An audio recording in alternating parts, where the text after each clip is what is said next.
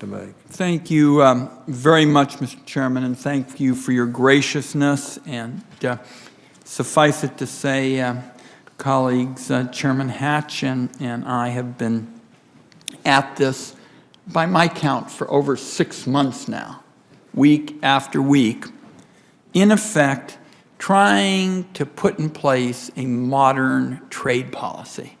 The reality is, much of the body of trade law was written before there were iPhones and people were texting. I look out in the audience and see lots of young people, and it's hard to imagine there was even life before texting. But there was trade law before there was texting. And what we have sought to do in this debate is start to flesh out what a modern trade policy would look like and get us out of this time warp where trade law has not kept up with the times. And there are a handful of areas that I have felt particularly strongly about. The first addresses this question of what I consider to be excessive secrecy in the debate about global trade and global commerce. If you believe strongly in trade, as I do, and you want more of it, all of this excessive secrecy accomplishes nothing except making people more cynical and more skeptical about trade. And Chairman Hatch and I thank you for this, Chairman Hatch, have put in place some very different policies with respect to openness and accountability. I want to be clear, for example, that the President of the United States will be required by law to publish trade agreements, starting with the Trans-Pacific Partnership, 60 days before he signs it. If you take those 60 days and what is probably another couple of months, you're talking about 4 months when finally the American people and the Congress get to see what is in an actual trade agreement. And in my view, that will make for a fairer debate, and it will make for a fairer fight between people who have different views on this subject. With respect to enforcement, we take, again, a very different approach. And it's designed to respond to Americans who come up to their senators and say, why in the world would you guys work on a new trade agreement when you're not enforcing the laws that are on the books today? So what we have done is we've taken the Bipartisan Enforce Act, colleagues on the other side, colleagues on this side, and we have, in effect, put that in our enforcement section.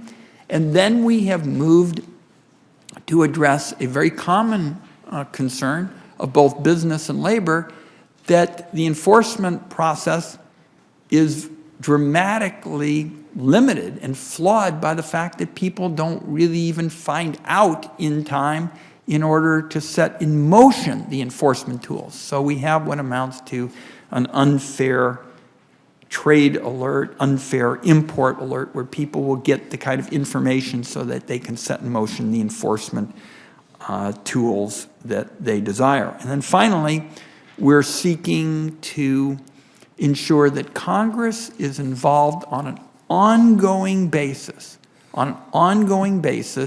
in the negotiations, to the extent that after many, many months where Chairman Hatch and I had, I think it would be fair to say, Chairman Hatch, some spirited discussions, we have set up a process that would allow, through this committee, building on existing law, it would be possible to turn off fast track just as it is turned on today.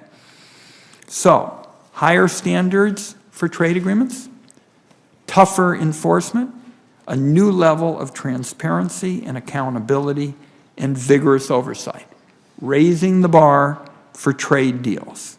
If they fall short, if it doesn't meet our standards, Congress can put the brakes on a bad deal.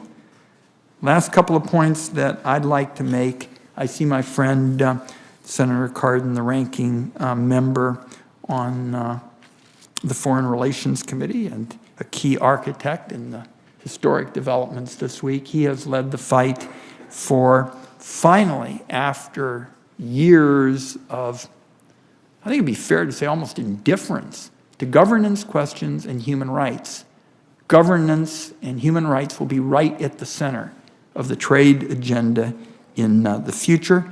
The reality is nobody has the muscle or the determination to force progress on human rights like the United States, and I think that is a real plus.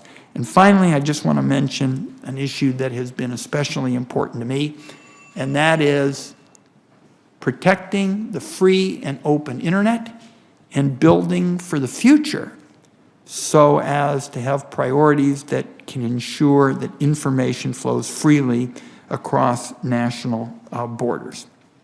Last point, no trade deal is going to change U.S. law without congressional action. There is going to be no backdoor for powerful special interests to skirt U.S. law. Foreign companies will have no more rights in international tribunals than they have in American courts.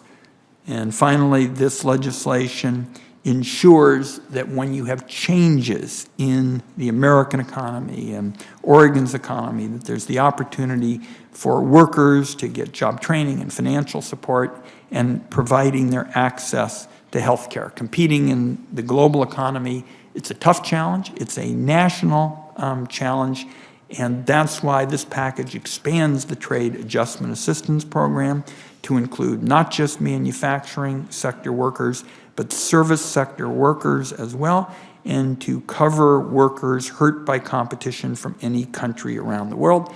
It also extends the health care tax credit, and it includes preference programs like the Generalized System of Preferences and the African Growth and Opportunity Act.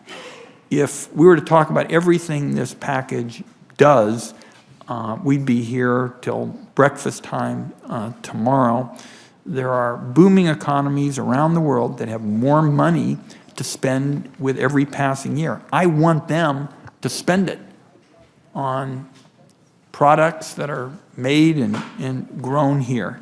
So I think that this is the right thing to do here.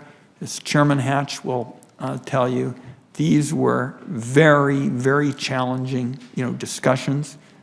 We haven't addressed this issue really since 2002. We're going to have a lot more debate on this, colleagues, here in the committee, on the floor. I think we are on our way to a modern trade policy that strengthens the middle class, expands economic opportunity, creates high-skill, high-wage jobs at home. And Mr. Chairman, I look forward to talking to our witness today, and as you and I have talked about, hearing from others as well. And I thank you very much for your consideration.